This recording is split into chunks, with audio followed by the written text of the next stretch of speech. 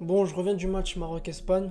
Il s'est terminé il y a 5-10 minutes là, donc vidéo à chaud. Je sais pas si c'est la meilleure chose à faire, mais bon, il y a tellement de choses à dire sur les matchs qu'il y a eu ce soir, que ce soit du côté Maroc-Espagne ou du côté Portugal-Iran. Parce que ouais, la vidéo assistant referee, la VAR, qu'on est en train d'expérimenter en fait. On est en train d'expérimenter une nouvelle technologie qui est en train de chambouler tout dans le football sur une compétition comme la Coupe du Monde. Tout va bien.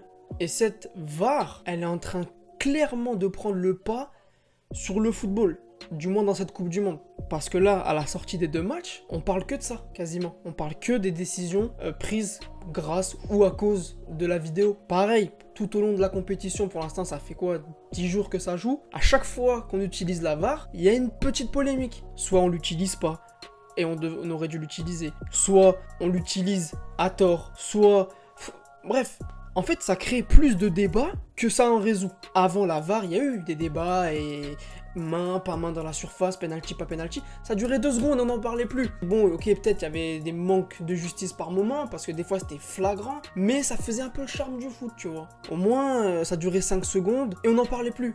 Mais là, ça prend des proportions, mais laisse tomber, ça biaise des matchs. À la base, ça devait pas être une vidéo axée sur la VAR. Je devais faire un débrief groupe A et un débrief groupe B. Là, les 3 matchs de chaque groupe, ils sont terminés. Enfin, les 3 journées, je veux dire, ils sont terminés.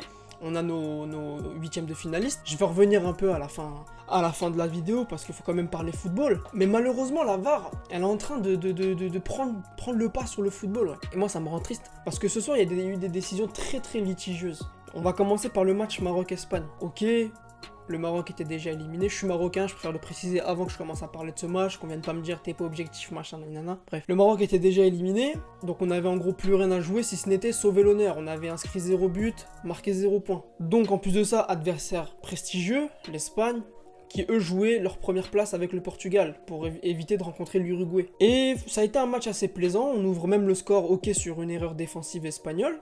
Mais bon, on s'en fout, faut quand même le mettre, le but. Donc on ouvre le score par Boutaïb. Et là, l'Espagne égalise, 5 minutes après, par Isco. Le Maroc se retrouve dans la configuration, par exemple, quand on a joué contre l'Iran, on a été plutôt conquérant, on avait le ballon, et l'Iran défendait pendant tout le match. Et on s'est fait punir à la fin, bref, je vais pas refaire le match. Mais là, c'était la même chose, sauf que c'était inversé, c'était le Maroc qui défendait. Donc on s'est retrouvé dans la configuration de l'Iran.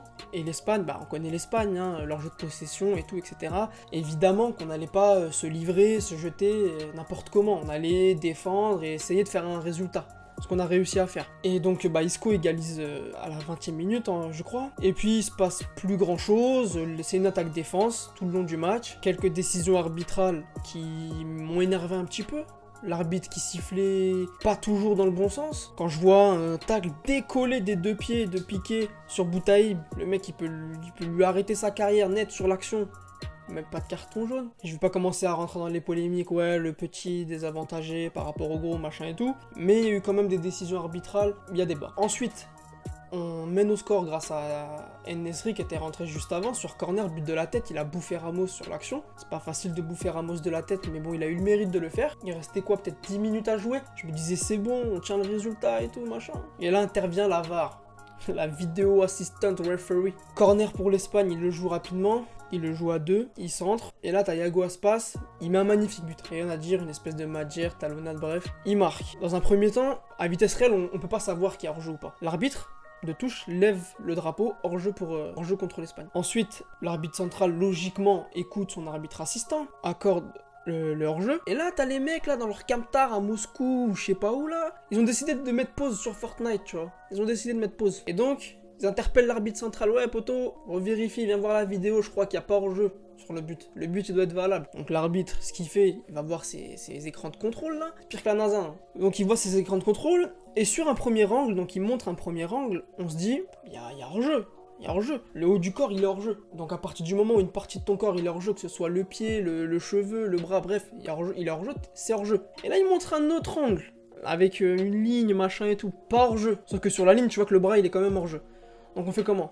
Ça laisse l'ouverture à toutes les interprétations possibles, tu vois. Il y a un angle de vue qui te montre qu'il y a hors-jeu, il y a un angle de vue qui te montre qu'il n'y a pas hors-jeu. On fait comment? Je me mets à la place de l'arbitre.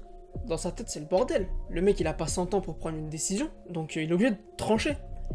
Et en général, dans ces moments-là, quand tu dois trancher, et quand t'as une équipe dite favorite et une équipe dite faible, bah en général les décisions d'arbitrage elles vont souvent dans la même direction. Tu vois ce que je veux dire? VAR ou pas VAR. Hein. Mais là il y avait un débat, il y avait litige. Il pouvait autant l'accorder comme ne pas l'accorder, tu vois. Mais il décide de l'accorder. Ensuite, bah ça finit sur 2-2. Hein. Et là, je vais parler du match Portugal-Iran. Pareil, but de Quaresma. J'ai pas vu le match, donc je vais pas m'attarder trop sur le match. J'ai vu les highlights là. Donc magnifique but de Quaresma juste avant la mi-temps, extérieur. Il n'y a que lui qui sait faire ça au monde. Ensuite, penalty pour l'Iran. Pareil, la VAR. Il accorde le penalty à l'Iran. Et l'action, moi, litigieuse par rapport à la VAR sur ce match-là, c'est sur Cristiano Ronaldo. Cristiano Ronaldo, il met un coup de coude. Il s'est pris pour John Jones, le mec. Il met un coup de coude à je sais pas qui, le joueur d'Iran. Donc, utilisation de la VAR. Et maintenant, je peux vous mettre ma main à couper. Si c'est pas Ronaldo, si c'est un autre joueur portugais ou un Iranien ou n'importe qui d'autre, il prend rouge, le mec. Mais comme c'est Ronaldo, il prend jaune. Pourquoi? Parce que c'est Ronaldo? Parce que c'est... Pourquoi? Je comprends pas. Parce qu'il n'y a pas besoin de la VAR ou de je sais pas quoi ou de la NASA pour voir qu'il y a faute et de mettre carton jaune. Ça, à vitesse réelle, tout le monde l'avait vu. De mon canapé, j'ai vu que là, il y a Cristiano Ronaldo, il met le coup de coude, carton jaune. Mais là, avec la VAR, ça aurait dû conforter ta décision ou c'était vraiment une grosse faute et que ça méritait le rouge. Donc dans ce cas-là, pourquoi tu utilises la VAR? Pourquoi? Ça te sert à rien dans ce cas-là. Enfin bref, j'ai pas trop vu le match, donc je vais pas polémiquer 107 ans sur le match Portugal-Iran. Mais bon, quand j'ai vu l'action de mon côté, ça m'avait paru un peu choquant. Mais enfin bref. Mais si c'était juste un cas ou deux isolés, les décisions bizarres de la VAR, enfin que l'arbitre prend avec la VAR, et les débats que ça entraîne. Si c'était qu'un ou deux cas isolés, je parlerais pas. Surtout qu'avant la compétition, j'étais un pro VAR. J'étais un pro vidéo, je me disais que ça allait mettre un peu plus de justice, entre guillemets, dans le foot, parce qu'il y a eu des décisions d'arbitrage, que ce soit en Ligue des Champions ou autre, scandaleuses. Et que je commence déjà à regretter cette époque-là, entre guillemets, parce que je me dis qu'on va bouffer de la VAR à partir de l'année prochaine, en Ligue 1, peut-être pas en Angleterre, parce qu'ils en veulent pas. Mais si c'était un cas ou deux isolés, ça irait. Mais il y a une liste grande comme ça de cas scandaleux. Serbie-Suisse, Mitrovic, Kamasutra sur lui. Ils sont à deux sur lui, dans la surface. Chokeslam, tout ce que tu veux. C'était la WWE qui lui ont fait le mec. Dans la surface, c'était flagrant. Et là, ils n'utilisent pas la VAR. Maroc-Portugal. Je vais pas parler de l'action sur le but de Cristiano Ronaldo où Pepe, il arrive. Il fait un plaquage football américain à Boutaïb dans la surface. Je vais parler de l'action où José Fonte, le défenseur portugais, dans la surface portugaise, Boutaïb qui joue le ballon de la tête, et le défenseur qui en a rien à foutre du ballon, il arrive, il lui met une charge dans le dos, Boutaïb il se retrouve au sol. Pourquoi tu n'utilises pas la VAR, monsieur l'arbitre? Pourquoi? Donc c'est une VAR à géométrie variable, c'est comment? C'était flagrant, à vitesse réelle on l'a tous vu, il y a penalty, même si tu le vois pas toi, pourquoi les mecs dans ton oreillette ils te le disent pas? Non, c'était une petite équipe. Ils préféraient continuer leur série de kills à Fortnite. Ils étaient pas prêts à arrêter la partie là. Pour donner une bonne décision en faveur du Maroc. Maroc, Serbie, je peux en citer d'autres. Ok, des fois il y a eu des bonnes décisions. Mais il y a eu plus de mauvaises décisions que de bonnes décisions. Il y a surtout eu des décisions non prises dans le sens où la VAR aurait dû être proposée à l'arbitre. Ça l'a pas fait. Donc moi en fait, je comprends pas comment ça marche cette technologie. Un coup on l'utilise, un coup on l'utilise pas, donc c'est comment? C'est à la carte le truc? C'est quoi? Je comprends pas comment on utilise cette technologie en fait. Et c'est le grand débat. Je suis désolé, on n'expérimente pas une nouvelle technologie comme ça, qui influence directement sur le jeu, sur les résultats d'un match, pendant la Coupe du Monde.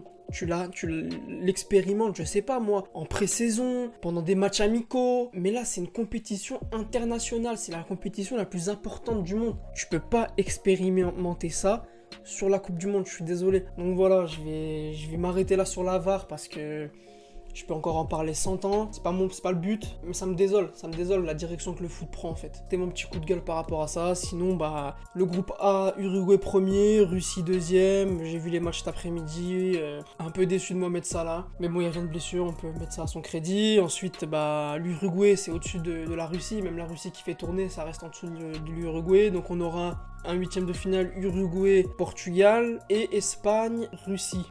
L'Espagne, s'il joue comme ça, devant la Russie et son public, attention, ça va être vraiment compliqué pour les Espagnols. Et le Portugal, je les vois pas passer contre l'Uruguay. L'Uruguay, ils arrivent à gagner, ils arrivent à être bons sans un bon Cavani. Quand il va réussir à régler son pied, déjà qu'il a marqué tout à l'heure, donc j'espère pour lui que ça va le mettre dans une bonne dynamique. Si il s'énerve, le Portugal ne passe pas. Donc voilà, si je dois donner un prono sur ces deux huitièmes de finale, je vois quand même l'Espagne passer contre la Russie et l'Uruguay passer contre le Portugal. Donc voilà les gars, c'est tout pour moi pour aujourd'hui. C'était pas une vidéo que je voulais faire à la base, je voulais surtout parler foot, mais là la VAR, j'étais obligé d'en parler. Trop d'actions litigieuses. Donc avant la compétition, j'étais plutôt du côté pro-VAR, là je passe plutôt du côté anti-VAR. N'hésitez pas à liker, à vous abonner, partager, à commenter, à venir débattre avec moi s'il y a des pro-VAR, venir discuter de tout ça avec moi. Et moi je vous retrouve pour un nouveau débrief. Peace.